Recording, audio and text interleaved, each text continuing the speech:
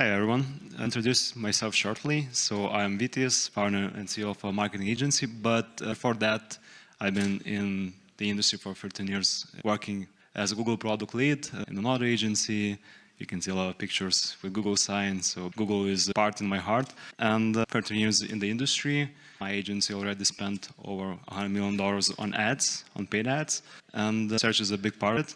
But in addition to that, we're focusing a lot on brand awareness, and we are currently top 5 spender in the Baltic region with more than $250 million of ad revenue. So what's interesting, last year I was here as well, and I was probably a bit strange in a sense. I was not talking about SEO, I was talking about App Store optimization, ASO, and great things.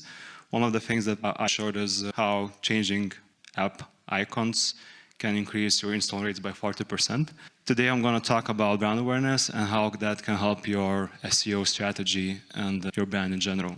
So once again, I'm black sheep in SEO conference, so I hope this will be useful for you as well. And as we all can agree, SEO is becoming more fragile. A lot of publishers, after algo changes, see drops, more than 50%, some even higher, and very unfortunate. And that's not the thing that most of you want to see. That impacts as well e-commerce brands and even the smart teams that are doing a lot with the content side and the improving and the backlinks, and they're still getting wiped out. And if your life depends on the algorithmic change and the traffic can be cut in half, that's not the best strategy, really a dependency. And if you depend on the algorithm, I would say the very bad situation. And looking at everything, and in the business world, we couldn't accept that as a solution. And most companies I talk with, yes, they're talking more now about geo, but the other thing they're usually talking about it is what we can do to move from the dependency of Google, because no one wants to be dependent on Google as much and have other options if something goes bad. The same happens if your ad channel, example, you're banned on Facebook. What are you going to do? You cannot have all of your eggs in the same basket. So the right question is not how we do more with SEO, is what we can do that Google does not control.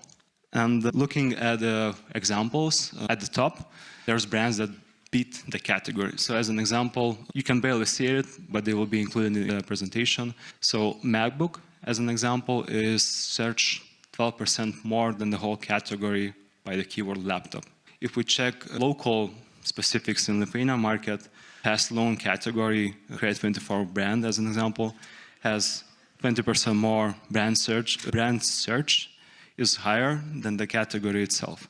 The same is with NordVPNs, also from Lithuania. They are searched equally as a VPN. So the main goal for you is to be above the category or be the category leader, and don't be hidden after generic keywords.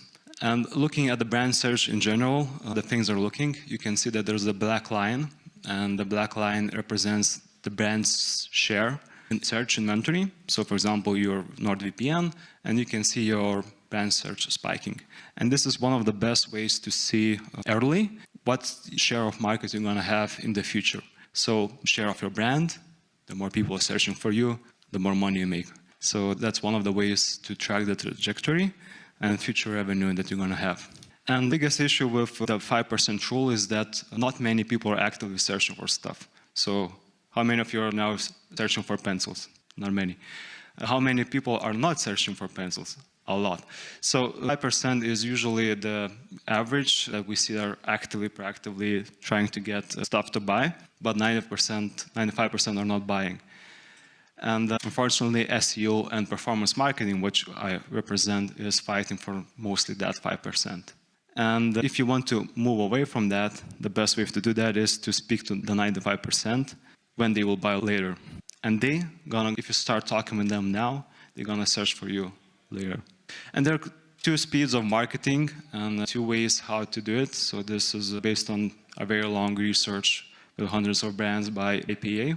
And you can see that sales activation, the red line, it's a bumpy ride. You get a spike in sales, there's seasonality adjustments, everything. But it basically works in weeks and months very fast. You run your campaign, it's fast, you get results. But brand awareness, on the other hand, is taking a lot. It takes years to build a proper brand. But as you can see, these are actual sales. So after a while, the green line gets more sales compared to the sales activation activities that you're having. And most companies start measuring brand awareness 30 days ROAS window or like ROE, and unfortunately you cannot do that because what will happen is that it will fail. So you should think it as a 12 to 24 month project at least to see the biggest results. It's like when you're building a snowman, that there's a snowball effect. The longer the ride, the bigger the snowball. And how much is actually the brand share versus your performance marketing spend should be? So evidence points that 50% of your brand is the sweet spot. So this is zone which there is the effectiveness, and you can see that the effectiveness is in the red zone here. If all of your budget is effectively for performance, those 5% who are actively now searching for. If you're going broader and to the brand awareness part, the sweet spot is here. As you can see, it's 30% performance and 6% on the brand awareness side. But it varies by vertical. So for example, for B2C, it's usually that percentage-wise. If it's B2B, it can be 50-50 roughly. If it's financial technologies, because you're putting your money there, it's usually 80%. So it really depends on the vertical, but roughly, let's say 60% is the sweet spot for brand awareness. And if you're at zero, you don't have to panic. You can start slowly. One of the ways is to move to 10% of your budget, 20% of your budget, and just keep it there. Talking about the frequency, the main idea is to be able to show yourself for at least 3 times per week, sweet spot for most brands, to be present with the user for 3 times per week. If you have something going on faster, you can increase the intensity, but overall 3 times per week is the best place. But what we also see with other brands and even big brands is they tend to lean to doing campaign waves. So one campaign, pause for 3 months, another campaign. So that's not ideal. You need to be always present with your audience during the peak time, downfall, all the time.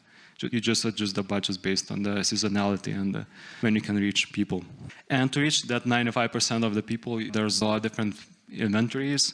You can be on display, you can be on ads, you can be on YouTube, video, TV, CTV. There's also audio on the left side, so Spotify. And we're using the U360 tool that helps to do that. And it also reaches basically any website, any portal, you name it. And the main idea is not to be everywhere and show the same user like 20 times. The main idea with specific tools like the U360, what we can do and what we're doing is unifying the frequency. So we are targeting the user. Is he on YouTube, or is he on Spotify, is he on CTV, or he is where he is? We will not double count the frequency. We will just target as much time as we want, not more. And that's how you save cost on the awareness side. And yeah, you can be on the biggest publisher side and be visible there 15 times to the specific user and not missing out on the ones that you want to stay. Looking at the case studies, it works. So this is one example from our clients. Is they had 0 brand awareness presence, basically 0. All of their campaigns were performance-based. And we compared to 24 to 225, and we can see that at the lower months, their brand awareness for brand search, basically their brand search started falling. And after starting brand awareness, without increasing the budget 10 times or whatever, we were able to 3 times make cheaper investment compared to just YouTube only. And their brand search grew 80% year over year after a year. And additionally, their CPA decreased. This is for a subscription product. And the spend increased 5 times, performance spend. And there's ways to prove it. So there's one way that just what we show, but another way is to do brand lift studies. So for example, if you're spending, depending on the market, at least 10K or more on YouTube, by default, YouTube gives you for free brand lift study, and you can ask one question for that budget. Is your ad recall good? Are people recognizing you, considering you, buying from you with brand lift? So that's one way to do it. And in addition, you get another lift study for free, which is search lift. And compared to the users who saw your ad and who didn't saw your ad, how we're likely to search. So you can also see that incremental increase in that. So basically all that with YouTube brand lift studies. And then we can connect how much additional spend increases your brand search. And since we now talked that the brand search increases your market share and revenue in the future, we can see the actual impact. And everyone is talking about geo, AI agents, IDA agents, like all day long. And it's getting more advanced and more active right now. And everyone's talking that brand is important. Your social media presence is important. All brands need to act like brands, be visible everywhere. And those brands that are on reviews, YouTube videos, forums, comparison sites, they all feed the data, as you all know, main factors that people need to talk about your brand. And that helps with the AI part as well. So basically, the more visible your brand is in human conversations, the better it is for SEO. So when we're back on Monday, the main thing I want you to embrace is that check your branded campaigns versus non-branded split. If you see that most of your brand searches are less than 30%, treat it as a risk factor, and start splitting some budget to the paid activities in terms of brand awareness, so 10-20% to start. As mentioned, serious brands are going 60-40 for that. And stop looking just SEO in isolation. You can put brand search, paid, and organic in one graph and see how it works. This should help you as the best insurance policy is your brand. I have everything in the QR code. You can scan the QR code. You'll get all of the slides, the checklist.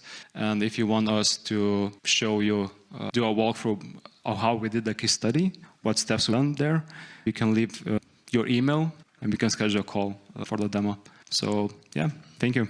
Vytis, appreciate for you making time today to sharing your expertise with us today. There are several questions on the Vova app, so you might take some time to answer it in private. Thank you very much. Round of applause goes to Vytis.